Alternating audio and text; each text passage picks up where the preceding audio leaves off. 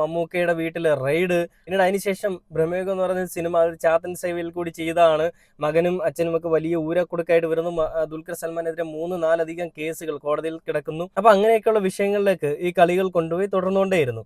എന്നിട്ട് മോഹൻലാൽ എന്തെങ്കിലും മിണ്ടിയോ? ഒന്നും മിണ്ടിയിട്ടില്ല. കാരണം മോഹൻലാലിന് പേടിയാണ്. ഇവർക്ക് മോഹൻലാലിന് ഒരു തവണ തലകുനിച്ച് കൊടുത്തതാണ് ഇവരുടെ മുൻപിൽ. ആരുടെ മുൻപിൽ? സംഘികളുടെ മുൻപിൽ. പിന്നീട് അതിനുശേഷം എപ്പോഴും ആ തല അങ്ങനെ തന്നെ നിൽക്കുകയാണ്. ആ തല ഉയർത്തി നിൽക്കാനോ മോഹൻലാലിന് മോഹൻലാൽ ആരാണെന്ന് മനസ്സിലാക്കാനോ ഉള്ളൊരു ശേഷിയില്ലാതെ പോയി എന്നാണ് ഞാൻ മനസ്സിലാക്കുന്നത്. ആനയ്ക്ക് ആനയുടെ വലിപ്പം അറിയില്ല എന്ന് പറയുന്നത് പോലെ മോഹൻലാലിന് മോഹൻലാലിന്റെ വലിപ്പം അറിയില്ല. അപ്പൊ ഇപ്പോൾ ഒരാൾ വന്ന് മെഴുകുന്നത് ഭയങ്കര കരച്ചിലാണ്. എനിക്ക് അവാർഡ് തരുന്നില്ല, എൻ്റെ രാഷ്ട്രീയം വെച്ചിട്ട് എല്ലാവരും കളിക്കുകയാണ്, എൻ്റെ രാഷ്ട്രീയം മോശമാണ്, അല്ലെ എൻ്റെ രാഷ്ട്രീയത്തിനെ വെച്ചുകൊണ്ട് എനിക്ക് തരേണ്ട അവാർഡുകളൊക്കെ നിഷേധിക്കപ്പെടുകയാണെന്നുള്ളത്. ആദ്യം നല്ലൊരു സിനിമ ഇറക്കണം. നിങ്ങൾ രാഷ്ട്രീയത്തിൽ ഇപ്പം നല്ല രീതിയിൽ അഭിനയിക്കുന്നുണ്ട്. ആ അഭിനയം നേരെ വന്ന് സിനിമയിൽ അഭിനയിക്കുകയാണെന്നുണ്ടെങ്കിൽ നെക്സ്റ്റ് ഇയറിലെ നിങ്ങൾക്കൊരു നാഷണൽ അവാർഡ് തന്നെ നിങ്ങൾക്ക് കിട്ടും. കാരണം ഇപ്പോൾ